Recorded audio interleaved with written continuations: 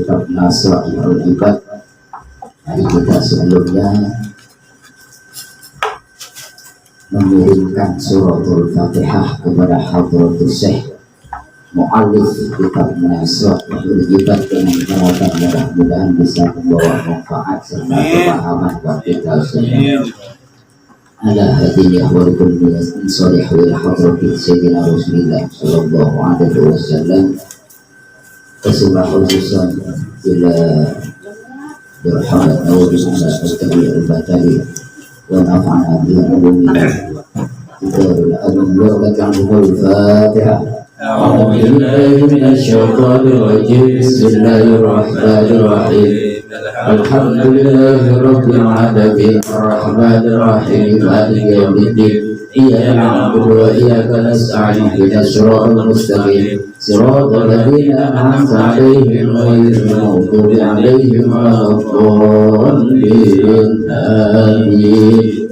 Bismillahirrahmanirrahim. Al-musannif rahimahullahu ta'ala wa nafa'ana bihi wa matana bihi fid-dharain amin. Bismillahirrahmanirrahim. Masih menjelaskan tentang bab yang kedua, maqalah yang ke-8 atau wasiat yang ke-8. Bismillahirrahmanirrahim. Wal maqalatus sabiqah. Maqalah yang ke-8 atau wasiat yang ke-8 anil A'musi, daripada sahabat A'mus, ismuhu, yang namanya A'mus itu yaitu Sulaiman bin Mahran al-Kufi, yaitu Sulaiman ibnu Mahran al-Kufi yang bangsa Kufi radhiyallahu an. Mudah-mudahan Allah meridhoi terhadap Sulaiman bin Mahran al-Kufi. Mangkanah, barang siapa, kanah yang adanya, sumalihi, yang modal utamanya at-taqwa, takwa, kalat lelah al-sunuh, lisan-lisan an wasfih rihidinihi, akan mensifati keuntungan-keuntungan dinihi, agamanya. Wa man kanah, dan barang siapa kanah yang adanya sumalihi ad-dunya, yang modal utamanya itu dunia, kalat lelah al-sunuh, lisan-lisannya an wasfi khusrani dinihi, akan mensifati kerugian-kerugian dinihi, akan agamanya. Wal makna yang dimaksud dengan mangkana sumalihi at-taqwa kallat al-sunan wasfi dinihi wa mangkana sumalihi ad-dunya kallat al-sunan wasfi khusrani dinihi. Man tamassakah, barang siapa yang berpegang teguh alat takwa, terhadap ketakwaan, artinya terhadap ketakwaan kepada Allah Subhanahu wa ta'ala, biimtisali awamirillahi ta'ala, dengan melaksanakan yang telah diperintahkan oleh Allah Subhanahu wa ta'ala, wajtinabul ma'asi, dan menjauhi perbuatan-perbuatan maksiat, bi'an assasa af'alihi, dengan berpedoman perbuatan-perbuatannya, bimuwafaqatis syar'i, dengan atau sesuai dengan syariat, falahu hasanatun kasiratun, maka baginya kebaikan-kebaikannya itu banyak, la tuhso, saking banyaknya sampai tidak terhitung.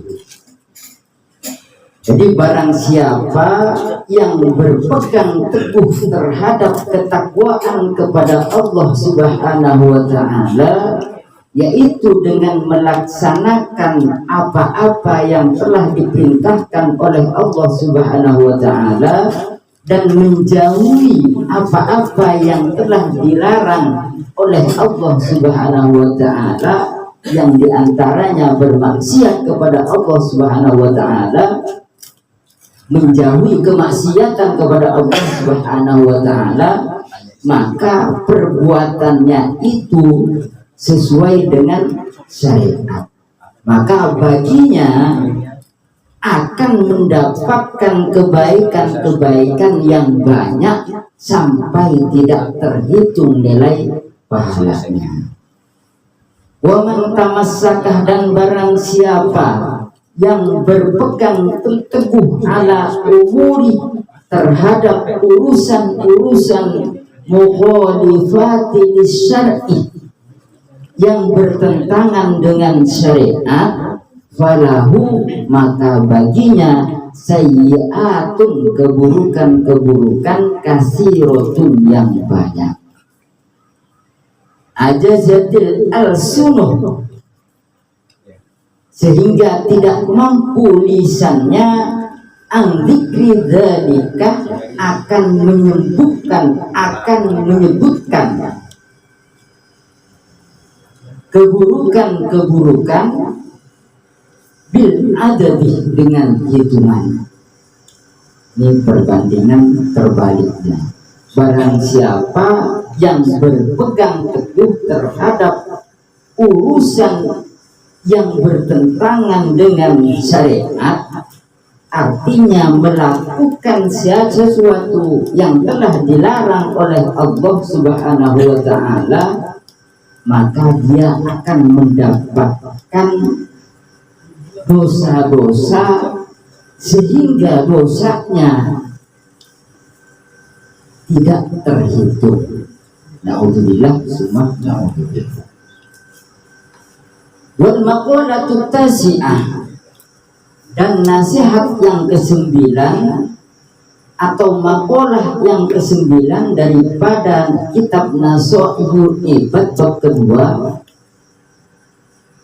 an Sufyan Ats-Tsauri, yaitu dari Sufyan Ats-Tsauri radhiyallahu an, mudah-mudahan Allah meridhoi terhadap Sufyan Ats-Tsauri. Wahwa, dan Sufyan Ats-Tsauri itu Syekhul Imam Malik. Jadi Sufyan Ats-Tsauri ini adalah gurunya daripada Imam Malik. Imam Malik gurunya Imam Syafi'i.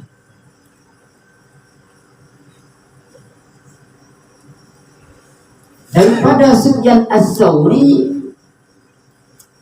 berwasiat atau berpesan, kullu maksiatin, setiap kemaksiatan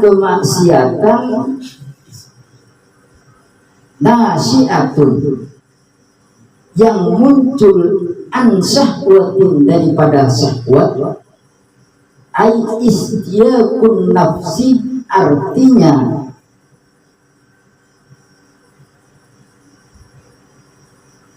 muncul daripada keinginan dirinya,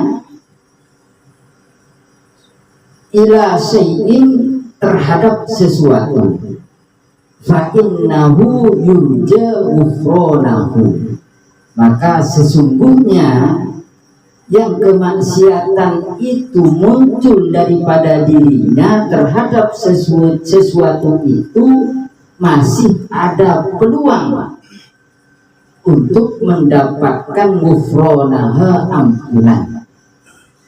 Artinya al-maksiati, artinya kemaksiatan tersebut yang muncul daripada keinginan dirinya masih punya kesempatan ampunan daripada Allah Subhanahu wa Ta'ala apabila orang tersebut bertaubat. Kullu maksiatin, setiap kemaksiatan nasa'at, yang muncul an kibrin, daripada kesombongan, Aidak wal faqdi, artinya aidak wal faqdi, mengaku lebih baik, mengaku lebih utama. Fa innahu, maka sesungguhnya kemaksiatan tersebut yang muncul daripada kesombongan, la yurja, tidak akan mendapatkan peluang kufronaha, terhadap ampunan Allah. Di anna maksiatan, karena bahwasanya kemaksiatan iblisah itu datangnya daripada iblis. Karena asluha, karena adanya kemaksiatan itu pada dasarnya perbuatan iblis. Al maksiati, artinya kemaksiatan, minal kibri, yang datangnya daripada kesombongan. Yas'umuh, yang mengaku atau mengeklaim dirinya, annahu, bahwasanya dirinya itu khairum min sayyidina Adam, lebih baik daripada Sayyidina Adam alaihi salam. Jadi kemaksiatan yang datangnya daripada keinginan itu masih ada peluang ampunan Allah Subhanahu wa ta'ala. Jadi dalam artian terkadang kita, karena pada dasarnya manusia itu dititipkan nafsu oleh Allah, sedangkan nafsu itu la'ammaratun bisu', lebih condong terhadap keburukan atau kemaksiatan. Nah, dengan keinginannya melakukan itu masih ada peluang ampunan dari Allah Subhanahu wa ta'ala apabila orang tersebut yang pertama mengakui bahwasanya itu adalah sesuatu yang dilarang oleh Allah, sehingga bertobat dan mengharapkan ampunan dari Allah Subhanahu wa ta'ala, karena sifatnya Allah Subhanahu wa ta'ala itu Rahmanur Rahim, Maha Pengampun dan Maha Penyayang. Tapi apabila perbuatan itu datangnya daripada kesombongan, jangankan berbuat maksiat, melakukan amal soleh tapi dilakukan dengan kesombongan, maka itu akan sulit mendapatkan peluang ampunan dari Allah Subhanahu wa ta'ala, karena kesombongan itu adalah sifatnya iblis, seperti yang telah dijelaskan misalnya kan dalam kitab Arba'in Awawi, bahwasanya ada seseorang ahli ibadah tapi meninggalnya dalam keadaan su'ul khotimah. Dan juga ada orang yang ahli maksiat tapi meninggalnya dalam keadaan beriman, husnul khotimah. Karena apa? Jadi karena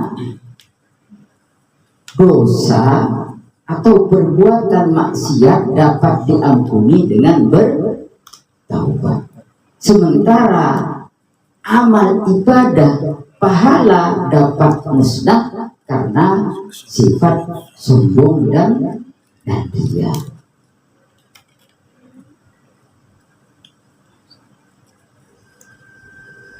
Kullu maksiatin, dilanjutkan, kullu maksiatin, setiap kemaksiatan, nasaat yang muncul, an kibrin daripada kesombongan, Aida wal fadli, artinya mengeklaim dirinya lebih baik daripada orang lain. Fa innahu, maka sesungguhnya yang demikian itu la yurja, tidak ada peluang ghufranaha, terhadap ampunan di anna maksiatin, karena bahwasanya maksiat iblis karena sombong itu, karena asluha itu pada dasarnya, karena kemaksiatan yang berdasarkan kesombongan itu pada dasarnya iblis itu. Ail maksiati, artinya maksiat minal kibri, daripada kesombongan. Yas'umuh, yang mengeklaim dirinya, annahu, bahwasanya dirinya khairun min Sayyidina Adam, itu merasa lebih baik daripada Sayyidina Adam. Wa li anna zallata Sayyidina Adam, karena bahwasanya kesalahan zallatah, kesalahan Sayyidina Adam alaihissalam, karena asluha minas syahwati, pada dasarnya minas syahwati, daripada syahwat. Bisa lebih istiadihi, dengan sebab keinginan, ila duki tamrotin, untuk menyicipi buah sajaratis syahwat, atau sajaratis syahwat, pohon syahwat atau buah kuldi. Al-minha, yang mana mencicipi buah daripada pohon kuldi itu dilarang. Anha, daripada sajaratis syahwat. Itu berpatokan dengan kisah Sayyidina Adam atau Nabi Adam alaihissalam, ketika di dalam surga, bahwasanya Nabi Adam itu dilarang untuk mendekati pohon sajaratus syahwah atau buah kuldi, tapi dengan bujukan rayuan setan, sehingga syahwatnya itu ada keinginan untuk mencicipi. Lantas Nabi Adam mengakui atas kesalahannya, memohon ampun kepada Allah, sehingga Allah mengampuni. Tapi iblis begitu suruh bersujud kepada Nabi Adam, karena iblis itu merasa lebih dahulu diciptakan, dan juga dari penciptaannya merasa lebih mulia.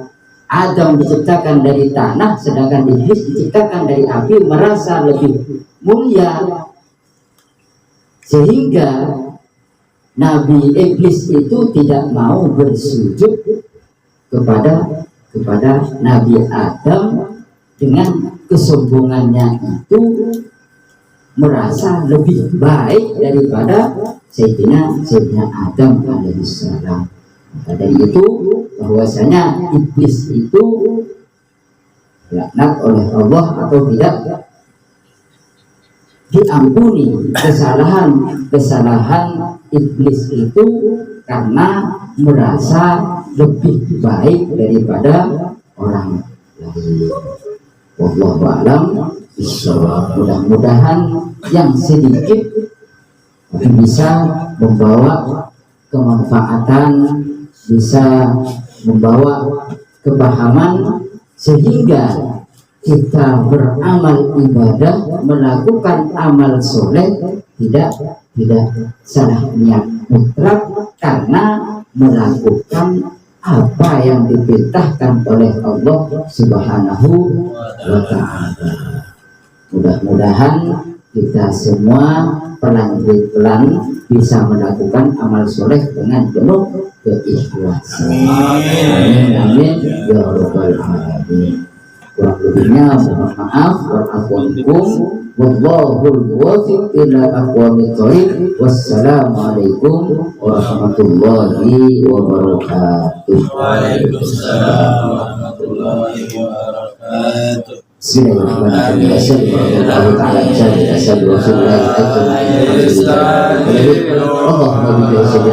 Wassalamualaikum warahmatullahi wabarakatuh.